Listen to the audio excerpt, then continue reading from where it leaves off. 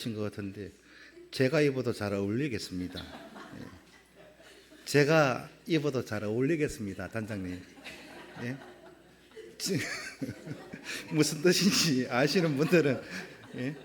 웃으시는 것 같은데 예, 오늘은 건축위원회 헌신 예배 드리면서 귀하신 우리 김옥일 목사님 모셨습니다. 대상교회 다 잘 아시죠? 예. 오늘 귀한 말씀 할 수 있사옵나이다. 예, 제목으로 말씀 전하실 때 꼭 은혜 받고 또 도전도 받으시는 시간 되시기를 바랍니다. 목사님 나오실 때 기쁨으로 환영해 주시면 감사하겠습니다. 할렐루야. 네, 자, 한번 기도하고 말씀 전하겠습니다. 하나님, 주의 성령께서 이 시간 충만히 임재하여 주셔서 우리 한 사람 한 사람 다스려 주시고 부족한 종의 입술을 통하여 하나님 말씀하여 주실 때 전하는 자나 듣는 자나 동일하게 주의 음성을 경험하는 놀라운 역사가 일어나게 하여 주시옵소서. 오늘 이 시간 각자의 심령을 하나님께서 아시오니 하나님이 친히 각자에게 필요한 말씀을 주시고 그 말씀이 우리들의 심령에 떨어져 뿌리 내리고 또 열매 맺는 귀한 은혜가 있게 하여 주시옵소서. 주께서 함께하여 주시고 인도하여 주실 줄 믿사오며 예수 그리스도 이름으로 기도드립니다. 아멘. 할렐루야. 주님의 평강이 오늘 평산교회 성도님들 모두에게 가득하기를 축복합니다.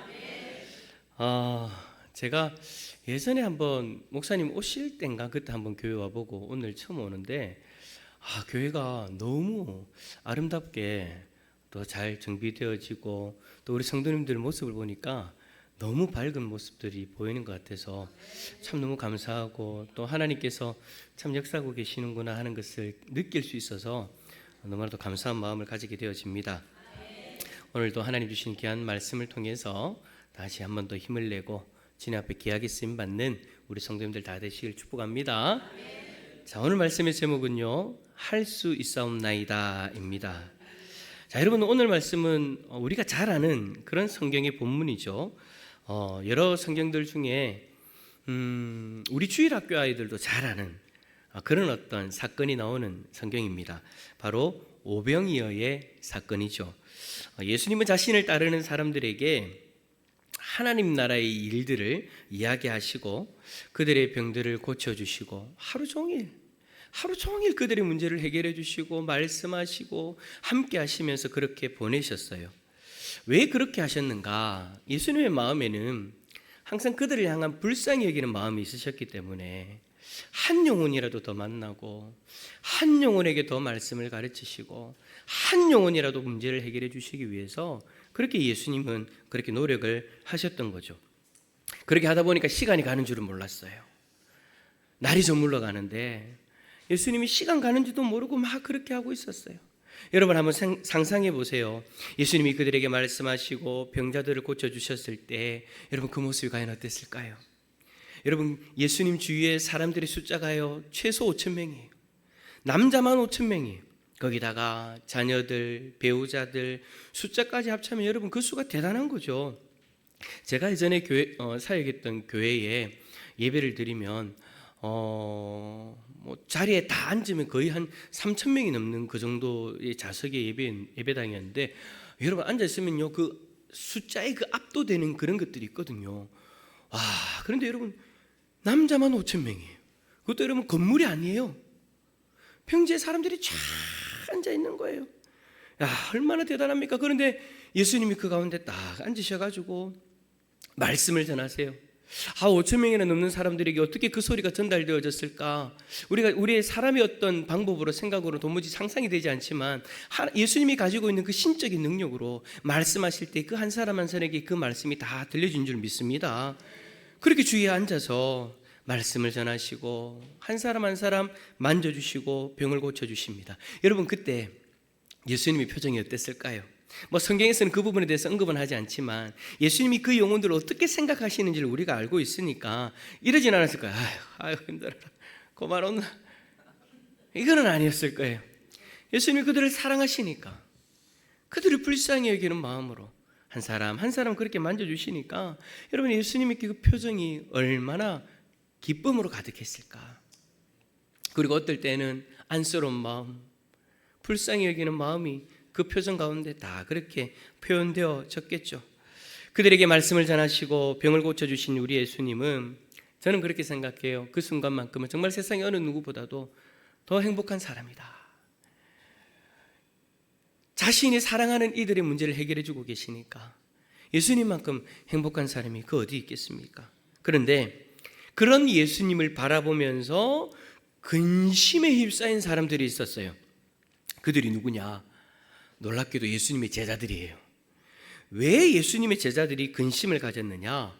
아니, 날이 저물어 가기 시작하자 현실적인 문제가 그들 눈에 보이기 시작하는 거예요. 무슨 문제입니까?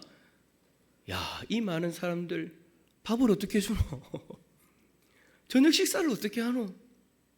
여러분들 교회도 마찬가지잖아요. 오늘 주일날 아마 예배 드리시고 식사를 하셨을 건데 정해져 있는 어떤 인원, 정해져 있는 시간에 여러분들이 준비해가지고 하는 거는 다 하실 수 있잖아요. 그죠? 근데 갑자기 오늘 목사님이 원래 이제 오예배 마치고 식사를 안 하는데 오늘 오예배 마치고 갑자기 식당 권사님들이 좀 준비를 하세요라고 딱 부탁을 하면 우리 권사님들이 물론 우리 평산교회 성도님들은 아멘 하며 하시겠지만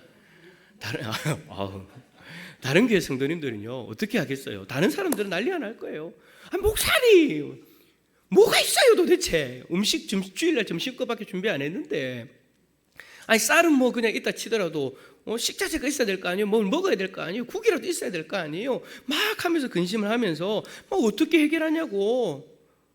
만약에 오늘 오후 예배 때 우리 만약에 목사님이 설교를 딱 하시는데 성도님들이 은혜를 받아가 성령 충만해가지고 시간이 가는 줄을 모르고 식사 시간이 다가오는데도 막 설교를 하고 계시면 아마 뒤에 계시는 우리 사모님들 교육자들은 막 걱정할 거예요. 큰일 났다. 이 시간 오르고 2시간 3시간 저녁 시간은 다가오는데 밥은 어떻게 해야 되나 막 걱정할 거예요. 제자들이 그랬던 거예요.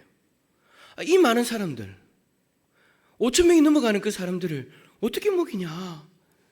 그래갖고 예수님에게 그렇게 12절과 같이 말합니다. 뭐라고 말하느냐? 무리를 보내어 두루 마을과 촌으로 가서 유하며 먹을 것을 얻게 하소서. 우리가 있는 여기는 빈들이니이다.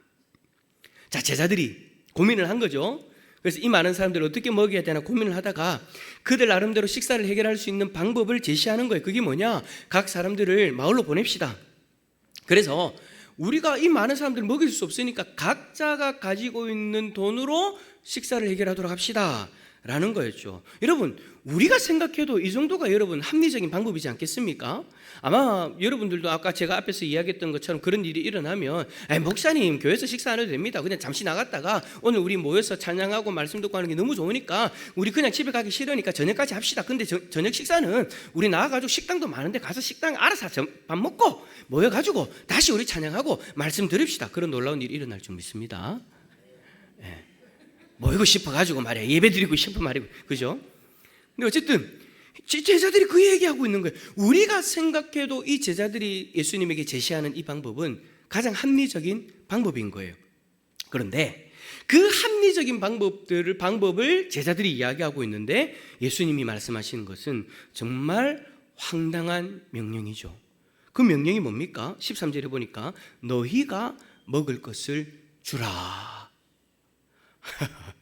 5천 명 이상 되어지는 무리입니다. 그들의 식사를 해결하려면 여러분 얼마나 많은 식자재가 필요합니까? 그것을 사기 위해서는 또 얼마나 많은 돈이 필요합니까? 제자들의 입장에서는 여러분 정말 황당한 일인 거예요. 아니 제자들이 여러분 예수님을 따를 때 돈이 많은 사람들도 아니었고 다 힘든 환경 속에서 살아가다가 예수님을 만나고 모든 일들을 다 내팽개치고 예수님을 따르고 있잖아요. 무슨 돈이 있어요? 뭐 한두 명 정도로 먹일 수 있겠죠.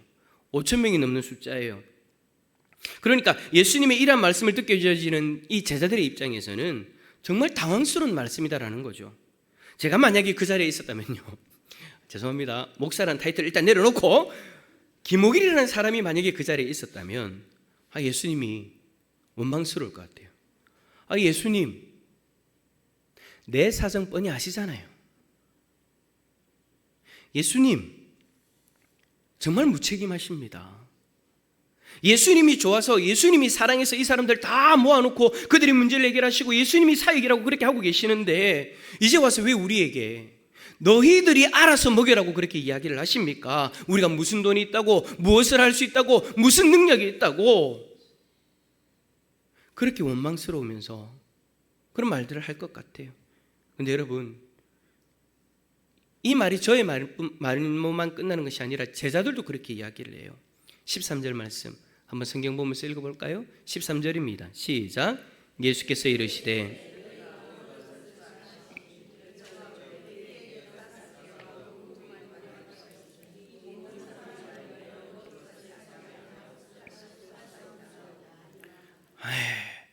여러분, 이 제자들은요 예수님에게 현실을 이야기하는 거예요. 우리에게는 떡 5개와 물고기 2마리밖에 없습니다. 뿐만 아니라 동일한 사건을 기록하고 있는 마가복음 6장 37절에 보니까 뭐라고 기록되어져 있냐니까 우리가 가서 200데나리온의 떡을 사다 먹이리까? 200데나리온의 떡을 사다 먹이리까? 여러분, 이게 무슨 말이에요? 못한다라는 거예요. 예수님에게 말도 안 된다라는 거예요.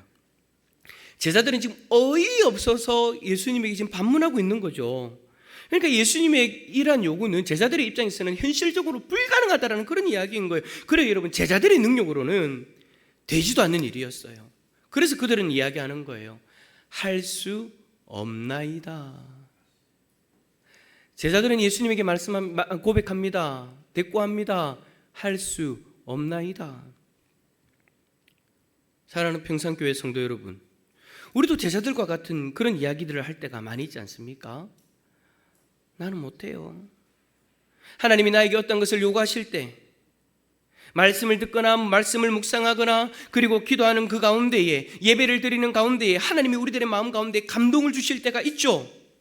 하나님이 나에게 무엇을 원하시는지 깨닫게 하실 때가 있죠. 하나님이 나에게 어떤 일을 원하신다는 것을 알게 될 때가 있다는 거예요. 그때 우리는 여러분 뭐라고 고백합니까? 아멘? 이라고 고백하시는 분들도 계시겠지만 그런 분도 계실 거예요. 주님, 저 못해요. 내 건강이 이렇다라 어떻다라는 거 예수님 아시잖아요. 내가 물질적인 거 이거밖에 없는데 내가 뭘 해요? 내 환경이 그렇지 않다라는 거 아시면서 내가 뭘 해요? 제가 어떻게 그 일을 감당합니까? 라고 말입니다. 그런데 이렇게 말하는 데는요 우리 나름대로의 정당한 이유가 있어요. 그렇잖아요. 현실에 그렇잖아요. 우리 나름대로의 정당한 이유가 있단 말이에요. 내겐 능력도 없고 환경도 안 되고 건강도 받쳐주지 않는데 어떻게 그 일을 감당할 수 있냐라는 거죠. 어디 여러분 제자들만 그랬습니까? 저는 제자들의 이러한 모습을 또 누구에게서 보냐니까 그 위대한 선지자 엘리야에게서 보게 되어집니다. 엘리야 선지자는요 당시에 아합 왕의 아내였던 이세벨이 자신을 죽이려 한다라는 그 소식을 듣고는 그 위대한 선지자가 광야로 도망가 버립니다.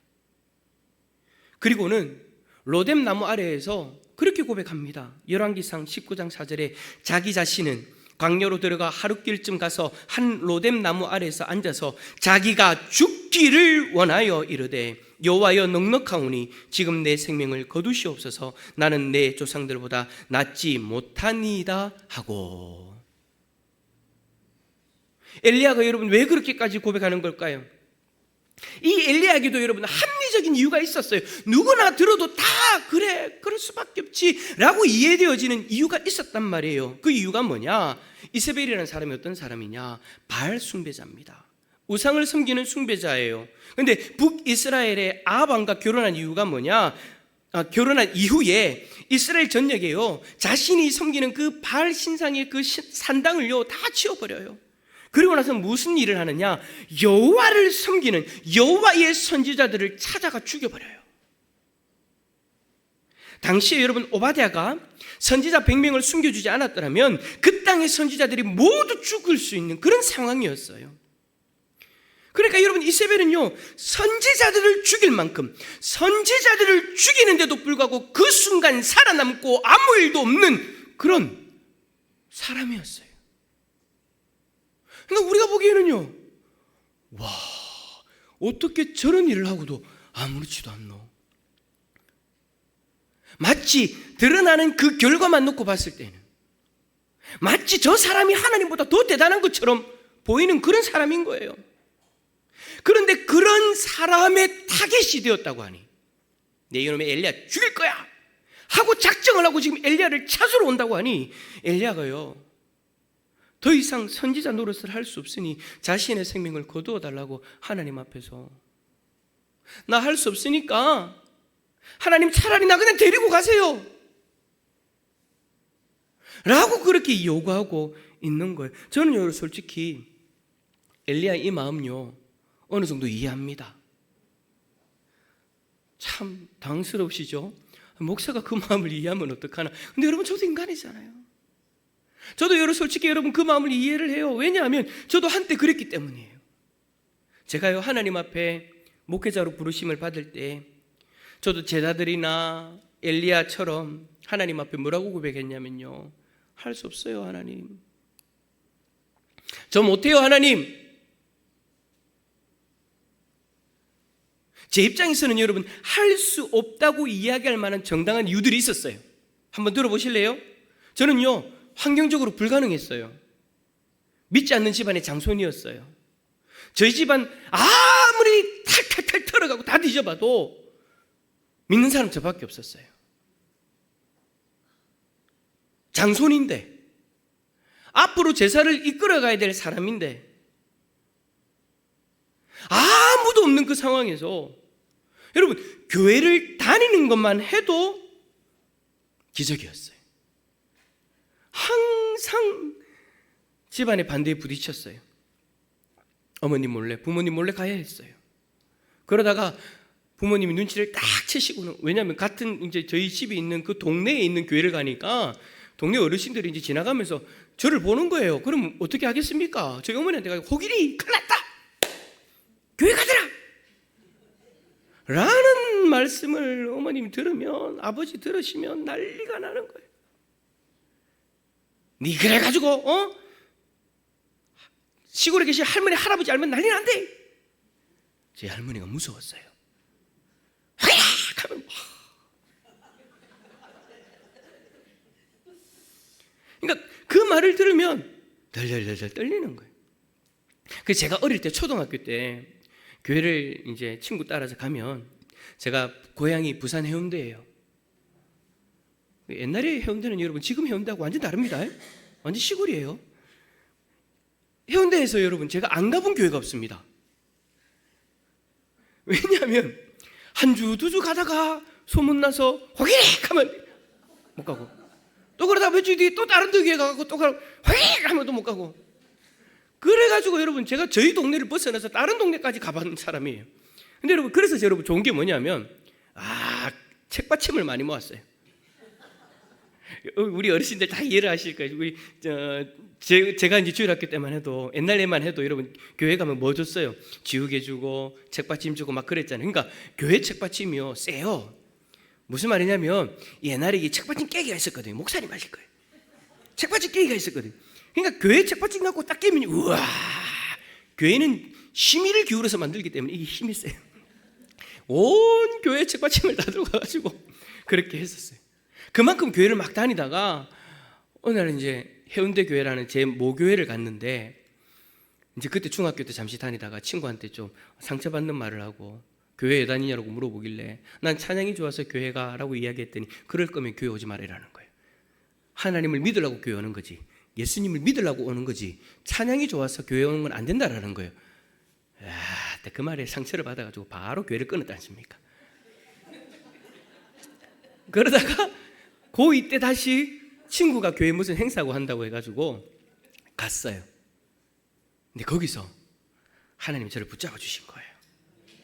좋은 선생님들, 좋은 친구들, 또 좋은 교육자님들 말씀을 들으면서 그렇게 자랐어요.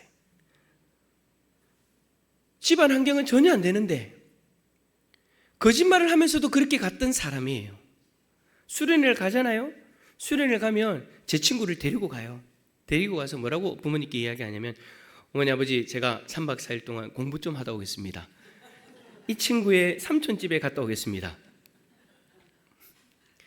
그래요. 그때 수련회 갈 때 아니나 다를까 수련회 차에 타고 있는 저를 누군가가 보시고 이 집에 가셔가지고 알려주셔가지고 수련회 가서 이제 부모님한테 이제 안부 전한다고 어머니 저 잘 도착했어 전화했더니 니 어디야?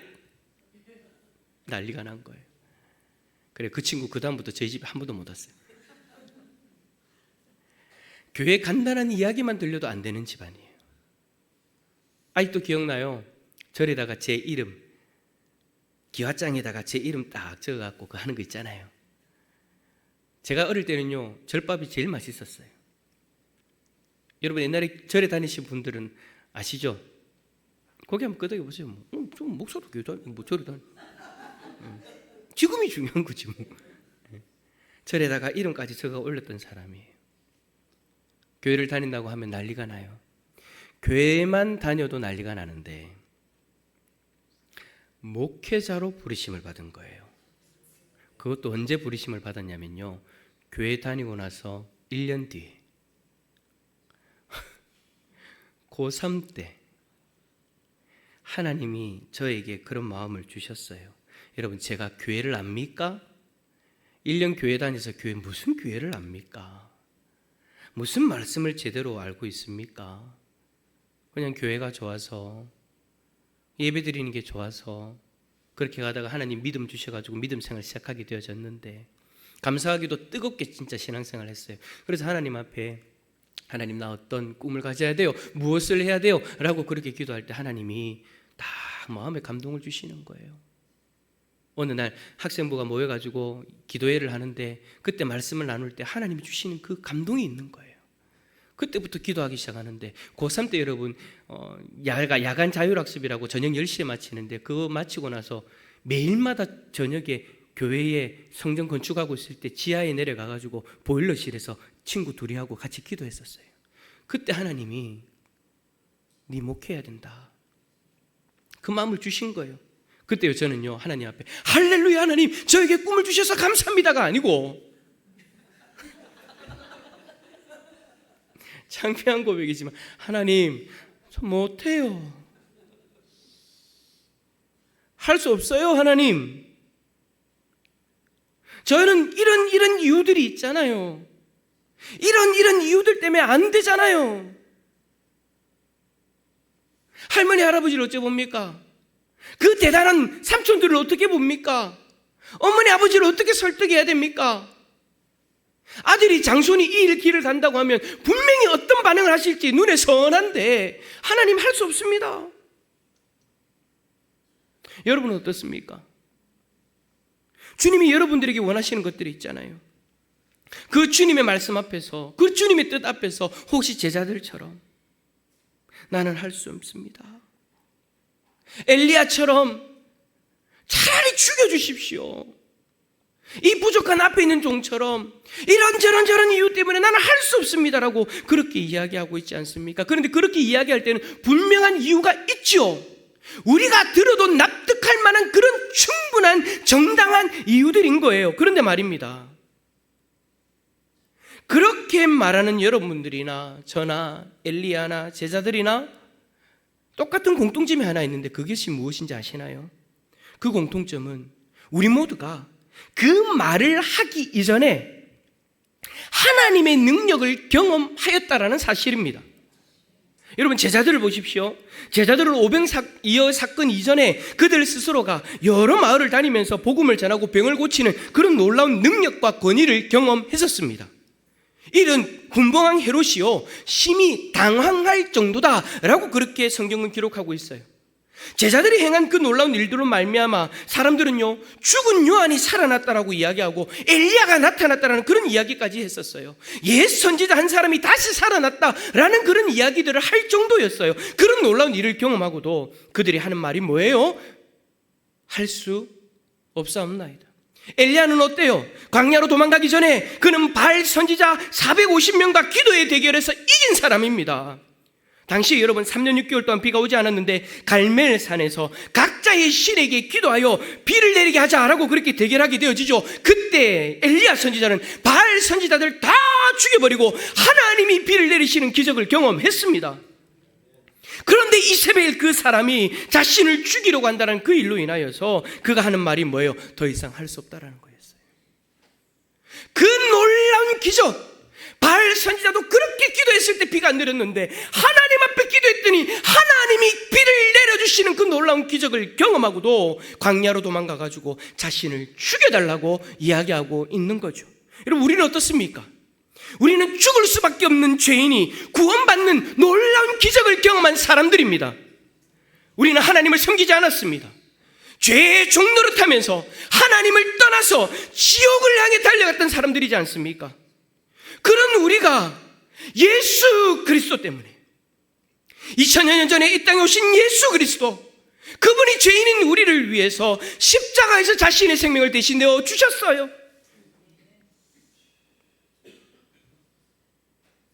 그런데도 불구하고요, 2000여 년 전에 우리를 위하여 십자가에서 죽으셨는데도 불구하고, 우리를 살리기 위하여 그 길을 열어주셨는데도 불구하고 우리는요 여전히 그 길을 거부하고 살았지 않습니까? 우리가 예수 그리스도를 믿고 예수 그리스도를 인격적으로 믿고 거듭나기 전에 우리의 삶이 그러했지 않습니까?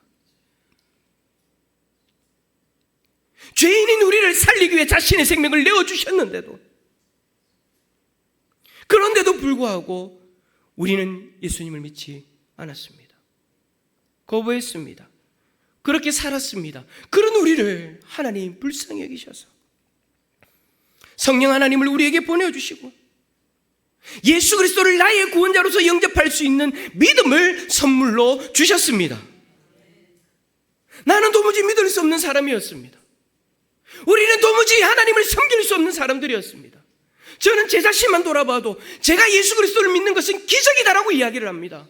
저는 교회 가기 전에 중학교 때 그때 상처를 받고 나서부터 절대 교회 안 간다라고 작정했던 사람입니다. 교회 다닌 사람들을 욕하고요, 교회 다닌 사람들 친구들을 욕하고요, 교회를 향해서 손가락질했던 사람입니다. 저는 그래도 됐습니다. 아무 문제가 없었습니다. 믿지 않는 가정에서 이미 그렇게 살아가고 있는 부모님들과 친척들과 함께 그렇게 살면 되었었습니다. 그런 제가 예수님을 믿는다는 것은 상상도 할 수 없는 그런 일들이었습니다. 여러분은 어떻습니까? 여기 계신 분들 중에는 예수님을 믿기 전에 교회 믿는 사람을 향해서 손가락질하는 분들도 계실 겁니다. 저 예수쟁이들, 저 교회들, 그렇게 손가락질하며 욕을 했던 분들도 계실 겁니다. 아니면 교회와 상관없이 그냥 세상 가운데에서 물 흘러가듯이 살아갔던 분들도 계실 겁니다. 교회와는 전혀 상관없이 살아가던 우리가 어느 순간 이 자리에 앉아 있습니다. 이것이 기적이 아니고 무엇이겠습니까?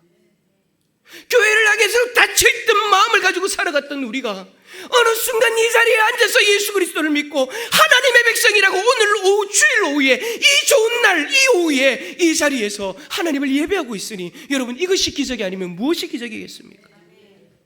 어떤 이들은 그 믿음이 당연한 것처럼,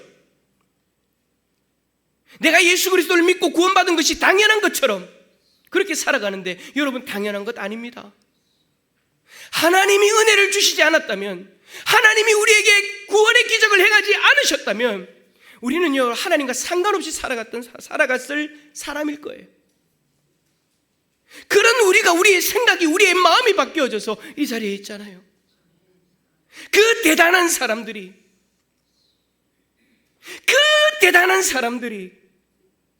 어느 순간 예수 그리스도를 믿고 이 자리에 있잖아요.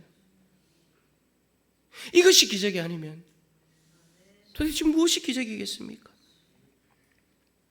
그런데 지금 우리가 예수 그리스도를 믿고 하나님의 자녀로서 살아가는 기적적인 일들을 경험하면서 살아가는데, 우리는 과연 주님 앞에 어떤 말들을 하고 있습니까? 여러분, 우리가 구원받은 것만 기적입니까? 매 순간순간마다 동행하시는 하나님으로 인하여 하나님의 도움을 경험하고 하나님의 인도하심을 경험하고 있는 그 놀라운 기적을 경험하며 살아가고 있잖아요. 여러분, 구약시대를 비유해서 이야기를 하면 출애굽한 이스라엘 백성들을 하나님이 구름기둥, 불기둥으로 인도하고 계시는 것과 똑같은 거예요. 구름기둥, 불기둥은 눈에 보이지 않지만 여전히 살아계신 하나님께서 우리와 함께 하시면서 우리의 갈 길을 인도하고 계시는 줄 믿습니다. 하나님이 함께 하시고 하나님이 인도하시면서 매 순간마다 우리의 필요를 채워주시고 우리가 갈 길을 인도해 주시지 않습니까? 용기가 필요할 때 용기를 주시고 평안이 필요할 때 평안을 주십니다. 우리가 가끔 넘어질 때도 있어요. 죄를 지을 때도 있어요. 그럴 때에도 하나님은 우리를 버리지 아니하시고 하나님은 우리를 떠나지 아니하시고 자신의 독생자의 생명으로 산 우리들이기 때문에 하나님은 우리를 용서하시고 다시금 하나님을 바라볼 수 있도록 은혜를 베풀어 주시잖아요. 그런데 정작 주님이 우리에게 무언가를 요구하실 때 그 주님의 말씀 앞에서 우리의 반응이 뭡니까?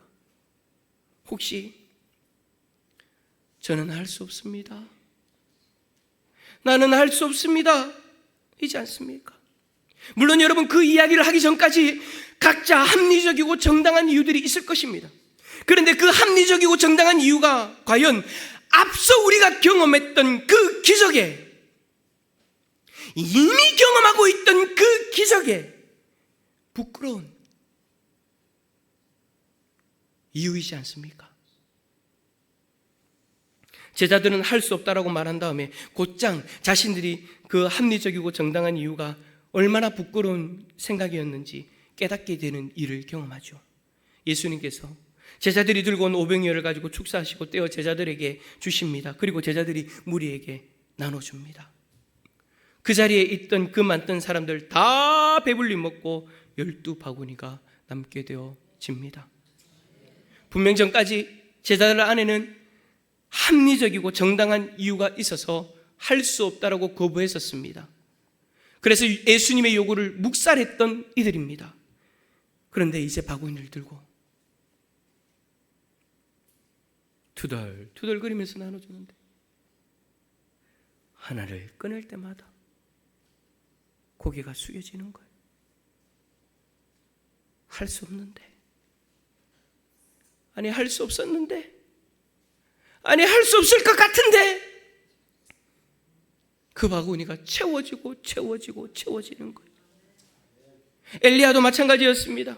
하나님은 이세벨이 무서워서 더 이상 살기 싫다라고까지 말하는 그 엘리야를 로뎀나무에서 어루만지시고 먹이시고 회복시키고 난 이후에 강한 바람으로 산을 가르고 바위를 부수며 지진을 일으키시고 불을 일으키시는 능력을 보여주시면서 엘리야의 그 합리적이고 정당한 이유가 얼마나 어리석은 것인지 하나님은 깨닫게 해 주셨습니다.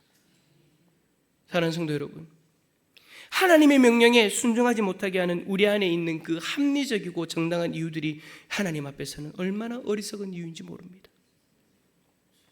그 이유들 가만히 생각해 보십시오. 다 다를 거예요. 여러분들 안에 있는, 우리 안에 있는 그 이유들이 다 다를 거예요. 근데 여러분 그 이유들 여러분 한번 생각해 보십시오. 그 이유 가운데 하나님의 능력이 고려되어져 있습니까? 하나님의 뜻과 하나님의 능력은 전혀 고려되지 않고 나의 능력만 고려되어 있는 것이지 않습니까? 내가 무엇을 들고 있는가? 내가 무엇을 할 수 있는가? 나에게 주어진 것이 뭔가? 그것만을 바라보고 하나님 앞에서 할 수 없다라고 이야기하고 있지 않습니까? 우리는 여러분 항상 그런 것 같아요. 하나님은 나를 구원하기 위해서 독생자까지 아낌없이 주셨고 지금도 하나님은 당신의 능력과 당신의 사랑으로 우리를 도우시고 인도하고 계시는데 우리는 언제나 나의 능력만 바라보는 거예요. 내 손에 들고 있는 것만 바라보는 거예요. 내 주머니 사정만 바라보는 거예요. 내 환경만 바라보는 거예요. 그리고는 말하죠. 나는 할 수 없습니다. 오늘 이 시간 헌신을 다짐하는 우리 건축위원회 여러분들, 그리고 함께 이 예배 자리에서 하나님을 바라보는 우리 평산교회 성도 여러분, 우리 그 모습 내려놓읍시다. 우리는 이미 기적을 경험한 자이고 지금도 그 기적 가운데 살아가는 이들입니다. 그렇다면 하나님의 놀라운 능력으로 말미암은 그 기적을 경험한 자답게 더 이상 우리의 능력을 바라보는 것이 아니라 우리를 통해 일하실 하나님의 능력을 바라볼 수 있기를 축복합니다. 주님이 뜻하시는 그곳에서 아멘으로 순종하여 하나님의 능력을 경험하는 복된 성도님들 다 되시기를 예수 그리스도 이름으로 축원합니다. 축원합니다. 기도합시다. 이 시간 기도할 때 말씀을 들으면서 하나님 주신 마음들이 있을 거예요. 말씀을 듣는 가운데 하나님께서 내 모습을 바라보게 하셨을 거예요. 우리 각자의 모습을 바라보게 하셨을 거예요. 할 수 없다라고 고백하고 있는, 이야기하고 있는 나에게 어떤 이유 때문인가? 분명히 합리적이고 정당한 이유이지만 그 이유 가운데 하나님의 능력이 고려되어져 있는가? 하나님은 나를 위해 지금도 기적을 행하셨고 그 기적으로 나를 인도하고 계시는데, 하나님, 내가 그 하나님의 능력을 바라보지 못하고 제자들처럼 할 수 없다라고 고백하고 있는 나의 삶이라면 이제는 하나님의 능력을 바라보게 하시고 할 수 있사옵나이다라고 고백할 수 있는 우리들의 삶이 되게 하여 주시옵소서. 우리 시간 다 같이 주님 한번 간절히 찾고 기도하며 나갑니다. 주님 찾습니다. 주여.